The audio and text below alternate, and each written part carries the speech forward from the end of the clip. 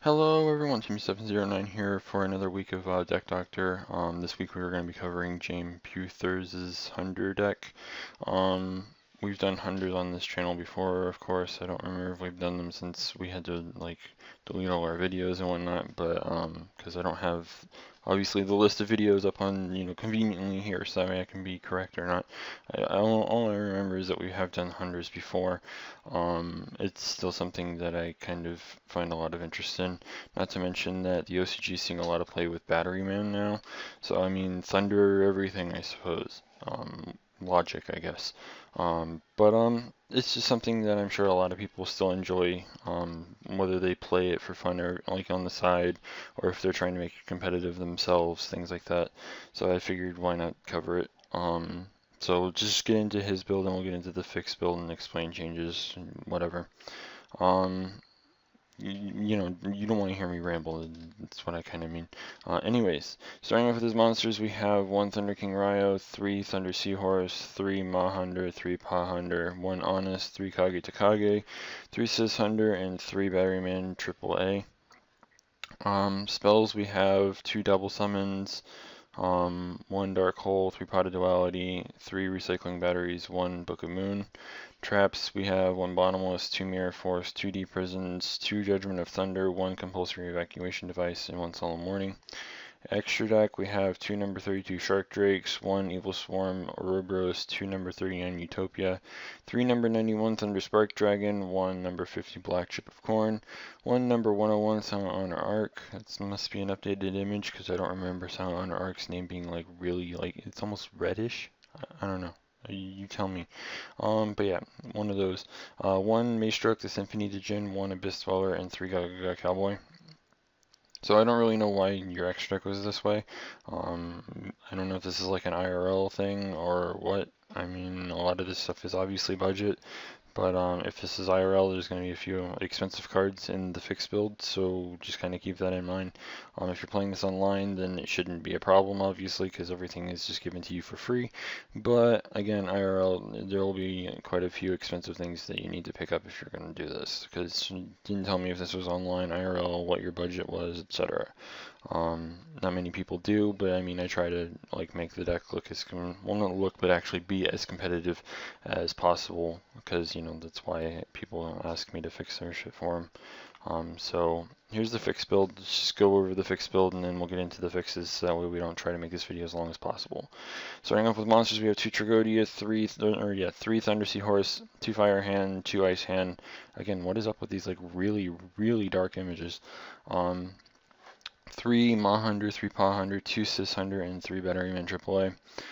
Spells, we have 1 Dark Hole, 2 Pot of Duality, 3 Recycling Batteries, 2 Mystical Space Typhoons, 1 Book of Moon, 2 Forbidden Lance, and traps, we have 1 Bottomless, 2 Dimensional Prison, 1 Compulsory Evacuation Device, 2 Fiendish Chain, 2 Wiretap, and 1 Solemn Warning. Extra deck, we have 1 Constellar Ptolemy M7, 1 Karen Goron Anti-Luminescent Knight, kind of a tongue-twisting card. 1 number 103 Ragna Zero, 3 Constellar Omega, 1 Evigishki Merogeist, 1 number 50 Black Ship of Corn, 2 Silent Honor Arc, I guess I really don't have to say the full name, whatever, you guys understand. 1 Starliege Paladin Ammo, 1 Excite Knight, 1 Maestroke, 1 Abyss Dweller, and 1 Gaga Cowboy. So starting off with the monsters, we dropped the 3 Kage Takage, 1 Sis Hunder, 1 Honest, and 1 Thunder King. I recommend the Thunder King in the side deck if you actually want to continue playing it. Obviously it's a really good card, but room's obviously tight. If you're going to be putting in a lot of monsters, usually the Hunder decks that I've seen in the past usually only play a high monster count when they're playing a few hand traps, whether it be 2 Veilers, 2 Maxis, or Tragodia, or even Gores. That's usually when their monster count actually starts to kind of increase. Honest, as you notice, we dropped some of the light monsters in here for some other things, including dark monsters, fire monsters, and water monsters. Yes, Honest is still kind of a playable card, but again, there's also room. That's kind of a problem. I suppose if you really wanted to, even though I really wouldn't recommend it, you could take Batteryman AAA to 2, or you could just not play Trags, or you can take out the hands to put other things in, I suppose. But Like, Honest really doesn't seem like it's a card that's really worth sacrificing other good cards like that to play it, at least for this build. And like I normally do, I do test out the builds, and this particular fixed build really doesn't actually need Honest. It's fine without it. So kind of feel like I needed to explain the Honest thing a bit because I know Honest is obviously a good card. Hunder at 3. Hunder is a card that can cost you games at 3 because it's a mere 900 attack that just returns something from your graveyard basically to your hand during the end of the turn. And that's about all it does. It's not something you really want to play 3 of, but playing it as like maybe a 1 of is bad because then you, like if you want to actually get to it from your deck or whatever with Thunder Seahorse, you can't do it because obviously you can't add 2 copies of it. That's why Sysender is usually a solid 2 of and usually no more and no less. So that's why we dropped 1 of the 3. And then the Kage Tokage, they're kind of just like there for extra like exceed possibilities. You kind of get that in the fixed build with some of the cards that we've added, and I'll kind of cover that whenever we get to it in about like 5 seconds. So covering the things that we added into the main deck for monsters, we added in the double Trag, the double Fire Hand, and the double Ice Hand. Trag's a card that I feel like I kind of need to extensively explain, but I don't really want to do that. It's really good right now because in Hundreds you have the ability to add multiple cards to your hand. Like Thunder Seahorse, you can't special summon your turn anyways if you use it, so you can kind of do kind of the card-E type of thing where you summon it, you draw your 2, then like if you take damage you can drop a Trag that has more attack than it probably would have had before because you're adding an extra card to your hand for 1 card. So you're trading your 1 Thunder Seahorse for 2 copies of another card from your deck, whether it be Hunder, Hunder, Hunder, or even the Batteryman.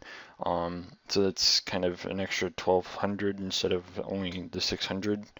Well, you kind of get what I mean. It's instead of 600 for the Thunder Seahorse, you're actually getting 1200 for what you get off of the Seahorse. So it's really good for that. Not to mention, it can copy any level in your graveyard, of course, which is everything going to be level 4. So you can do that. You can also like send a thunder monster from your hand to the graveyard or something, or any level 4 from your hand to take your opponent's hands so that way they can't be destroyed and you know, start messing up your field or you know, like what you actually have in store for whatever you wanted to do. It's just good for a lot of different things. In testing, I have had it up to nearly 4,000 attack here and there. It's kind of just that thing. It's kind of like, okay, if you were ever around back when people would just drop Cyber Dragon and keep attacking with it, forcing their opponent to deal with that first before anything else, it's kind of like that. Again, when I was testing it and I would drop Trag, if it got big enough, I would just keep going with that for a while and let my opponent have to deal with that. Sometimes it's easier to deal with just because they have the card already or whatever, but like if they have to actually dig to get that card and stuff, Trag can get in and do a lot of work. I guess that's one of the best ways I can actually explain Trag. It's just overall a really good card for the Hunters right now. So yeah. Fire and Ice Hand, I'm sure I don't have to explain what these cards do. When Ice Hand is destroyed by a battle or by card effect by the opponent, you can target a spell or trap card that the opponent controls, destroy it, and then if you do, you can special summon a Fire Hand from your deck. The same kind of goes for Fire Hand, but destroys a monster instead. Really good for kind of getting threats off the field, not to mention providing an Exceed material if you need to make an Exceed play on your following turn or whatever. Not to mention you can crash into your opponent's monsters on your turn, blow up a whole bunch of their cards, and make things a lot easier for you later down the line, or you know, just easier in general. So again, the hands are just playing really nicely for this deck, something that in a way, at first I was thinking it'd be something that you might want to just continue testing with, but as I played with this, it proved to be pretty good. Originally I was going to try 3 ofs of each, without the Trags and possibly even the Batteryman AAAs, but I would often open up more than one hand, and that's something I don't really like doing. At least that's me. If you like opening multiple hands or don't have a problem with it, then you're welcome to try it. That's something else that I had considered, so I mean, if you want to try it, feel free. That kind of opens up space, so I don't know. So spells, what we did is we dropped the 2 double summons and a duality. We ended up adding in an extra spell on top of the count that you had before. We dropped, like I said, one of the dualities and the 2 double summons. We added in double MST and double Forbidden Lance. Breakthrough Skill and Fiendish Chain are very popular right now. Fiendish Chain is good for stopping attacking hands, not to mention effects that just activate on the field, stuff like that. Breakthrough is kind of the same thing. It's good for stopping effects that activate on the field, of course, obviously, and like having your Hunders negated or whatever, Forbidden Lance kind of helps stop that. MST is just overall a good card for if you know where they are setting their artifacts during their end phase, you can pop them. It's good for chaining to a Fiendish Chain. It's good for just getting rid of a potentially threatening back row. I mean, everyone blind MSTs at least once every once in a while. I know that everyone does. I mean, it's kind of just either a habit or just something that people do. So I mean, MST is just MST. I don't have to explain that it's a really good card, obviously. Traps, we dropped a 3, Judgment of the Thunder, and 2 Mirror Force. We added in double Fiendish Chain and double Wiretap. Wiretap's seeing a lot of play right now. It's good for stopping, again, things like Breakthrough, Fiendish. It's good for stopping things like Warning. It's good for like Black Horn of Heaven, stuff like that. There's a lot that you can stop with it. Theosophy, stuff, just a whole bunch of crap that it stops. And again, Fiendish Chain's kind of one of those cards that's it's like on that little scale of going back and forth, and you can't really decide on what you really want to do. Fiendish is good for stopping hands from attacking, while Breakthrough Skill's like an equally good card for various other reasons, whether it be using it again from the graveyard or, helping you get over crap. Like, it's just, to each their own, I guess, in a way. Like, they both have at least one thing over the other, and that's why it kind of comes down to either preference or which one decides to play better for you when you're testing. So something that I just recommend that you kind of play back and forth with to find out which one works better for you. But Fiendish Chain is something that I highly recommend just because hands are like in every single deck, proof given right here, because the hands do work well in this deck. I mean, I can't really lie about that. Extra deck, we dropped the Ouroboros, we dropped the 2 Shark Drakes, the 2 Cowboys, alright, for some reason I thought you had 3 Utopias in here. 2 Utopias and the 3 Thunderspark Dragons, which made room for a lot of monsters. We added in the Ptolemy, the Karen Goron, the Ragna Zero, the 3 Omegas, the Merogeist, a second Silent Honor Arc, the Paladin Ammo, the Exciton, and yeah, I think that was about it. Something that I kind of want to explain, this card seems to have recently spiked in value a tiny bit. I think people have been taking notice that it's a good card against hands, as well as a few things here and there. I mean, attacking an armor, I mean, you can still put the armor back in their deck, and it's something they have to draw into later or whatever. You can probably think of a lot of different things that Merogeist can really do. But most notably, it's good for hands. Usually there are times when the opponent likes to smack hands into one of your monsters. If Merogeist is the only thing you have, they're not going to do that because they don't want you detaching your material and putting it back in their deck instead of having their monster go to the graveyard. Not to mention it gets around Trap Tricks, Trap Hole Nightmare. You can just summon it and just leave it there for a turn, so that way it's like, oh, well, that monster is no longer special summoned on the current turn because I passed that turn. So, I mean, things like that.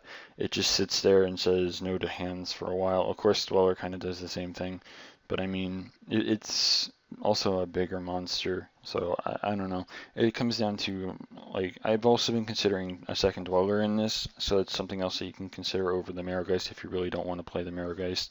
But I mean, I don't know. 3 Omega seems kind of, I don't know, maybe hefty, but at the same time, there's a lot of like really annoying back row right now. There's things like Deep Prison, Fiendish Breakthrough, a whole bunch of other just random annoying crap. I don't really know why you would well, I guess I can understand why you would Fiendish or Breakthrough an Omega that's already trying to use its effect, but I mean, like, you kind of get what I mean. There's like a whole bunch of annoying cards right now. That's the point I'm trying to get at. There's like Trap Tricks, Trap Hole Nightmare, stuff like that. Again, cards that would work against it, whatever. I'm just trying to get the point across that there's a lot of annoying cards right now, and Omega can stop that, of course. Not to mention it's a 2400 beat stick, so I mean, Ragna Zero. This is good for several matchups, of course. most notably being Medolce or Medolce hands, whichever is the more played, more competitive thing now. It's just good for blowing up one of their cards, drawing a free card, having Ice Hand to take care of their field spell as well as Ticket, and having Fire Hand help getting their monsters off the board, stuff like that. It's just really good. There are, again, several other things that you can use Ragna Zero for, but I think the most notable one is Medolce, of course. Ragna Zero, just an overall good generic card. Anything that targets, you can change it to another appropriate target. So if the hands would be trying to blow up something, you can change the target to something that you don't really care so much about. And, it's kind of good for something like that. And then, of course, the Ptolemy, just because you have the 3 Omega, it's good for just going, okay, well, this Omega is used up all its materials. I can put this Omega, or yeah, this Ptolemy over top of it and be able to use Ptolemy later on. So, I mean, things like that. I don't really know if I need to explain anything else.